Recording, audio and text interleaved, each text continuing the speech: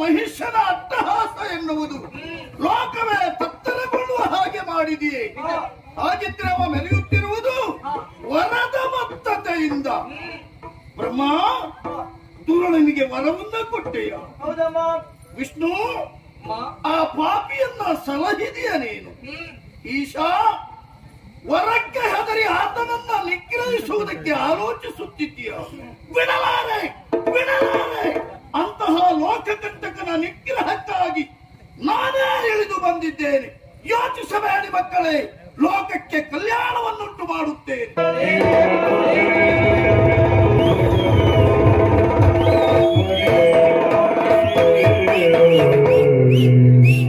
ಸಕಲರು ಮಣಿಯಲಾಗಿ ವಿಶ್ವಕರ್ಮನು ಬರದಿಸೋ ಭೂಷಣ ವಸನವ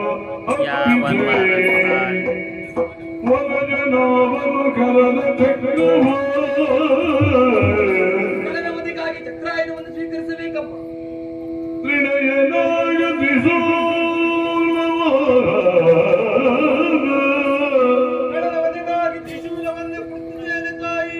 ಕನಕ ಗರ್ಗರು ಬ್ರಹ್ಮ ದಂಡದೈತು ಸುರರಿಲ್ಲ ತನ್ನ ತಮ್ಮಾಯುಧ ಅರ್ಪಿಸಿ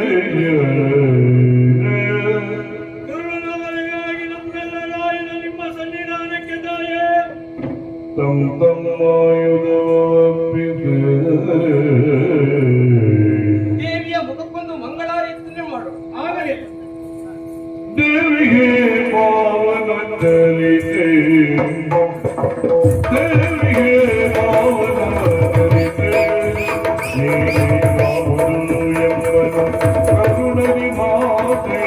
ದೇವಿಗೆ ಪಾವನ ಚರಿತೆ, ನೀನೇ ಕಾವಲು ಎಂಬನು ಕರುಣರಿ ಮಾತೆ.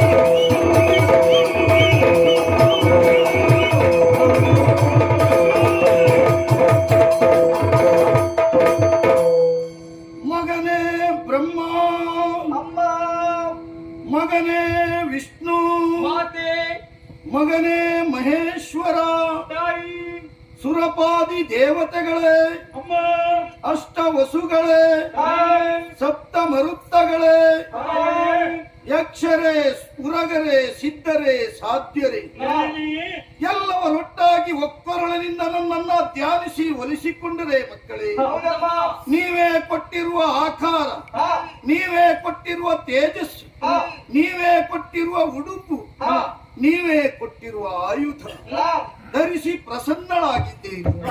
ನಿಮ್ಮ ಪರಿಶುದ್ಧ ಅಂತಃಕರಣಕ್ಕೆ ಮೆಚ್ಚಿ ಒಲಿದು ನಿಂತಹ ನಾನು ನಿಮ್ಮನ್ನ ನೋಡ್ತಾ ಇದ್ದೇನೆ.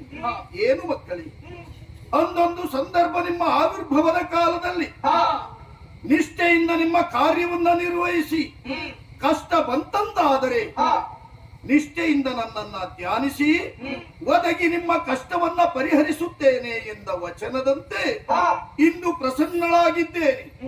ಏನು ಮಕ್ಕಳೇ, ಏನಾಯ್ತು ಮಕ್ಕಳೇ, ಹೇಳಿಕೊಳ್ಳಿ.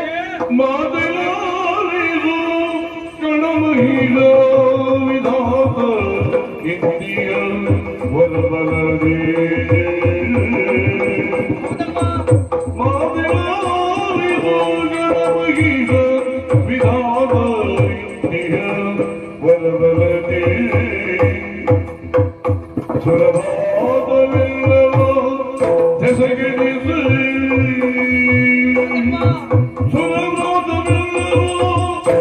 a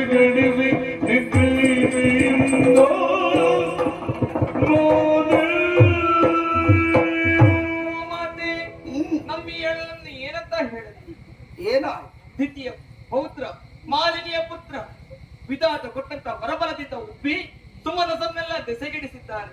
ಆತನ ನಿಗ್ರಹ ಎನ್ನುವುದು ನಮ್ಮಿಂದ ಅಸಾಧ್ಯಮ್ಮ. ಹಾಗಾಗಿ ನೀವೇ ರಕ್ಷಣೆ ಮಾಡಬೇಕು. ದುರುಳ ಮಹಿಷರೇ!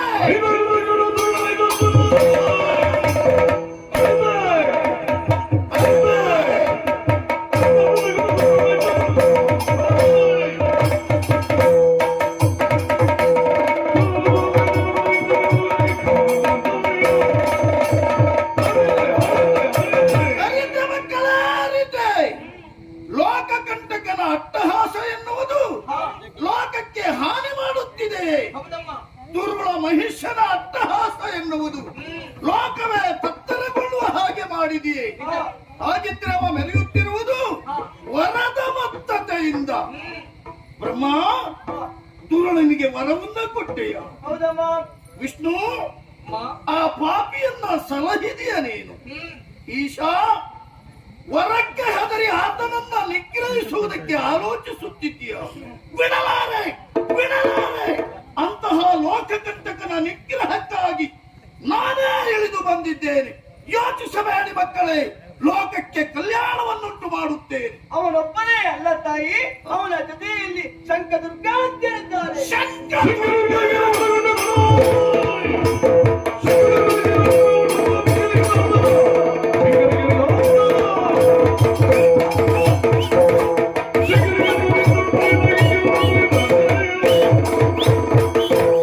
ಅವನೊಬ್ಬನೇ ಅಲ್ಲ, ಅವನ ಅನುಯಾಯಿಗಳಾಗಿ ಶಂಕದುರ್ಗಾತ್ಯರಿದ್ದಾರೆಯೇ. ಹೆದರಬೇಡಿ ಮಕ್ಕಳೇ, ಬಲಿಷ್ಠರಾದ ಶಂಕದುರ್ಗರನ್ನ ನಿಗ್ರಹಿಸುತ್ತೇನೆ. ಹೊರಟೆ. ತಾಯೇ, ಏನು? ನೀವು ಕಾಲ್ನಡಿಗೆಯಲ್ಲಿ ಹೋಗಬಾರದೆನ್ನುವುದನ್ನು ತಿಳಿದಂತ ಪರ್ವತರಾಜ ತಾನೇ ಸಿಂಹನಾಗಿ ಬರ್ತಾ ಇದ್ದಾನೆ. ಸಿಂಹವಾಹಿನಿ ಆಗಬೇಕಮ್ಮ, ಸಿಂಹವಾಹಿನಿ.